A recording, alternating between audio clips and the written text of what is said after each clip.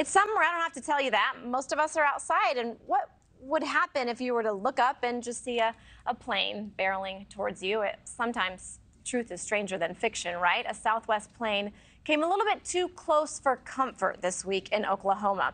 Reports say the plane descended about 500 feet above the ground, triggering an altitude alert from the Will Rogers World Airport. So the Southwest flight quickly regained altitude and, of course, managed to land safely. So not before people in the community really took notice. One person wrote, "It woke me up and I thought it was going to hit my house." So this incident in Oklahoma occurring just months after another Southwest plane dropped about 400 feet above the Pacific Ocean while trying to land in Hawaii.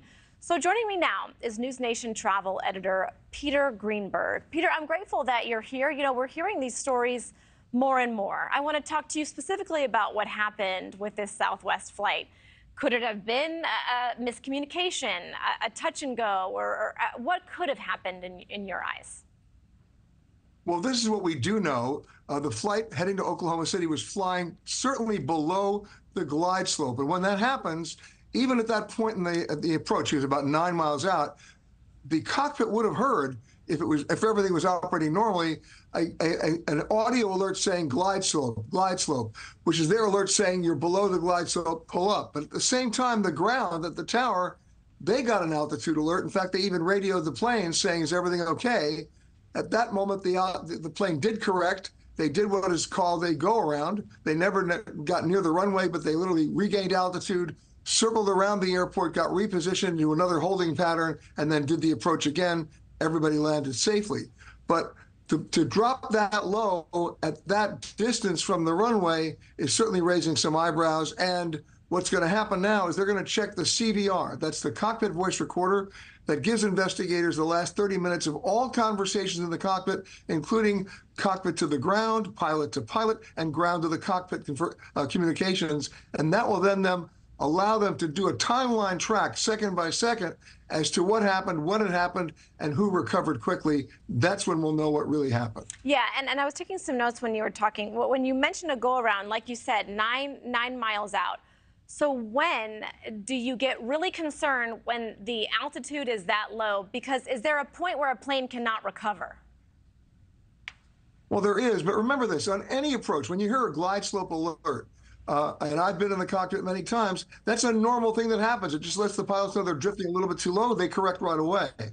This is something that actually alerted the tower, and the plane was low. It happened just before midnight, by the way. So there may be some issues here about visual reference points at that altitude. But at that point, he's got to be flying an instrument. So this is what they're going to be looking at. When did it happen? And then, of course, was it a system problem or pilot error? And we're going to find that out pretty quickly as long as they have access to the CVR. But this is really the second incident. And I know that the Hawaii incident was some time ago, but terrifying, right? And so I'm curious as to, is this, we just don't hear about this and it happens often, or we should be a little bit concerned that we're hearing of these two incidents within a couple months? Well, we do hear about this, and that incident in Hawaii was completely separate.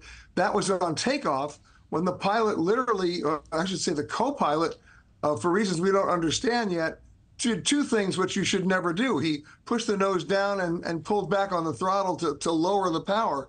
The pilot realized it relatively quickly, powered back up, and off they went. They were able to turn around and basically do a safe maneuver. But these are two incidents that have happened, two very separate incidents because two different sets of terrain.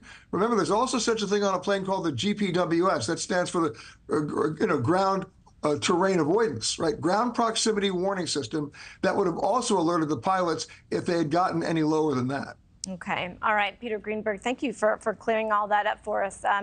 It's easy for us to say, but can you imagine being on the flight, someone who's not familiar? I would imagine it was pretty frightening, but we thank you for your expertise this morning. You got it.